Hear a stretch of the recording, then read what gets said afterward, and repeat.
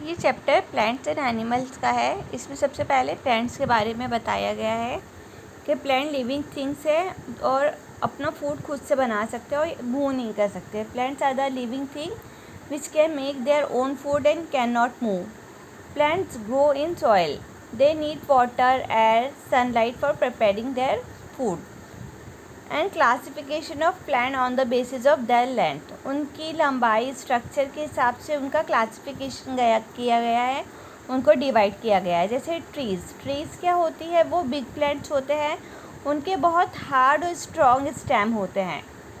For example बनियान and mango tree. अगर आपको जैसे कहा जाए कि इसके स्टेम को आप तोड़ दो तो ये थोड़ा डिफ़िकल्ट होता है। अब दूसरी कैटेगरी आती है श्रब्स की, जो ट्रीज़ के कंपेयर में स्मॉल होते हैं। Shrubs are small plants. They have many hard branches which grow close to the ground.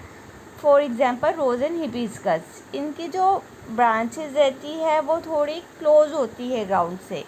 और herbs होते हैं सबसे small plant. They have soft stem. For example, mint, basil. जैसे आप पुदीना वगैरह जो देखते हैं वो सब herbs है, उसको आप easily तोड़ लेते हो उसके stem को, वो एकदम soft होता है।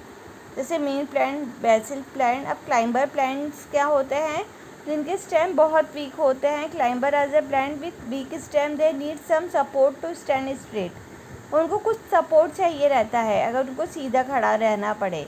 For example grape vine and pea plant. अब आपने अंगूर के झाड़ को देखा तो वहाँ पे बहुत सारी बाँस लगाई जाती है ताकि वो उस पर टिके रहे। Creepers are the plant which have weak stem and grow along the ground. ये ज़मीन से लगे हुए होते हैं और इनकी भी स्टेम बहुत सॉफ्ट होती है। जैसे पम्पकिन एंड वाटरमेलन आपने देखा होगा कि ज़मीन पे ही ग्रो होते हैं, मतलब उसके ऊपर ही रहते हैं फैले हुए।